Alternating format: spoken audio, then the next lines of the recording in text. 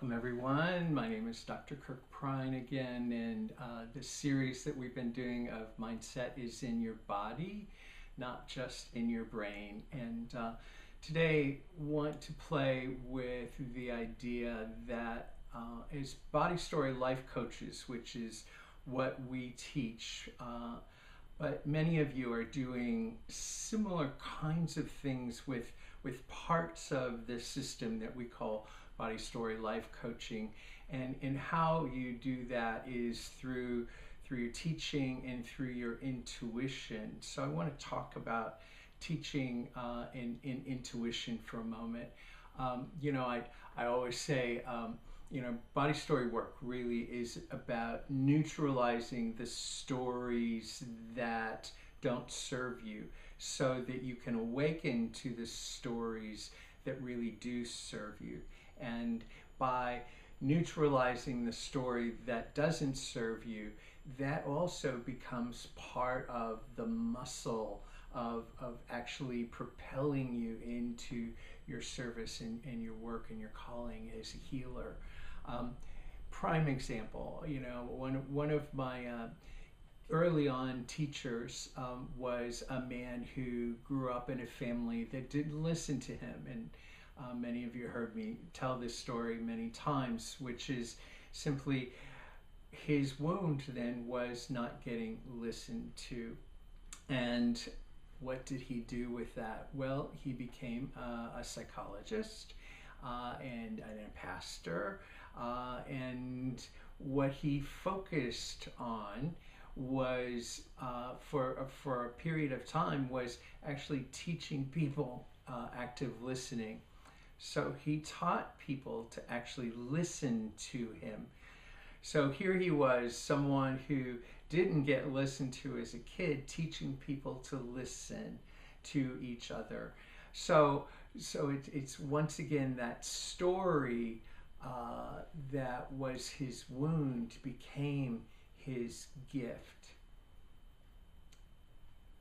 Another one of my teachers in grad school, his name was Dr. Jeff Yeager, and I remember a story about him that we all used to share about his personal life that we had heard passed around. And it was simply that when he was a little boy and had a birthday, they asked him what he wanted for his birthday, and he said, world peace. And that always touched me because that's who Jeff Yeager was and is. And I'm saying thank you, Jeff Yeager, if you're still out there. But his work was all about empathy. And so I took a class in a whole modality of learning about counseling and listening with him around empathy. And so what is empathy? Empathy is when we can crawl into someone else's skin, when we can imagine what it might feel like for them. And for many of you as healers, you have, because of the wound that I talk about with the man who became the active listening teacher that I had, because of your wounds, you have become very empathic to the world. And some of you do that kind of intellectually, some of you do that listening through your bodies, some of you do that more kind of listening through emotions in your heart, some of you do that energetically through kind of a spiritual intuitive connection, but you're empaths. So you're doing the work of active listening on deep levels and many profound levels. As a body story life coach, empathy is key to doing the work with someone. And while you're listening to them deeply, you're helping them gather, though, the information that's in their bodies to give them clues about the stories that they need to release or detoxify, the contracts that they may need to break, so that they can have a new experience in their bodies. And So if you come to our body story experience training, we'll be playing with some of that, but also listening so that you as the practitioner are always taking care of yourself. And I had another teacher one time. She was quite intuitive, and her wound, actually she was a nun, and her wound was clearly that she had grown up in an environment that was very hurtful to her. But she became in that environment very acutely aware of smells.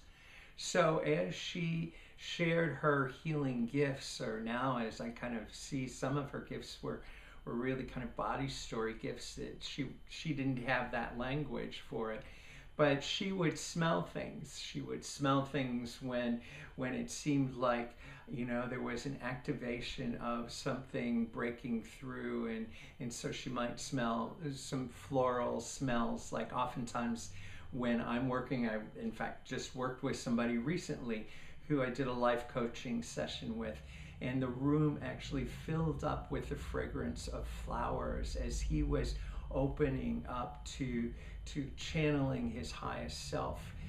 That was really powerful. So she would listen through her sense of smell, but she also would find that somebody that had a malady, a cancer, had something that was an imbalance in their lives, oftentimes would put off a smell that she would have, like sulfur, or something that was more unpleasant. So why am I saying all this? As you do your spiritual journey as a life coach, as a healer, your intuition, whether it's physically, emotionally, spiritually, energetically, intellectually, all of those things, your intuitions will wake up more and more. So it may be through sense of smell, maybe sense of hearing. I tell this story all the time. My gift of actually having some abuse was I hid in a closet. I learned to listen. So one of the wounds that became my gift as a healer is that I listen kind of energetically to a vibration. Not everybody does, but everybody can.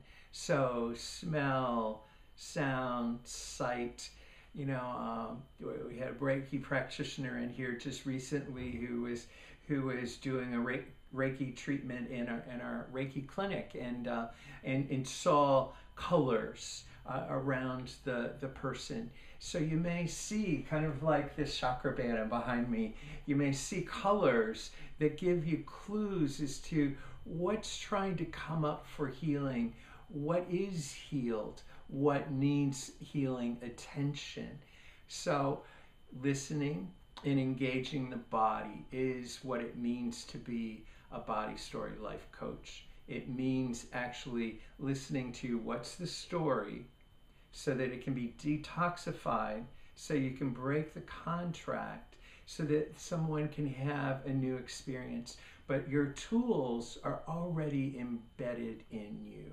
You have your senses, and your intuition will only heighten as you do some of the work on yourself and your own healing journey, so that you can show up and be very empathic and very intuitive while you use all of your gifts as a life coach to help others heal. So I hope this kind of juices you up a little bit. Namaste.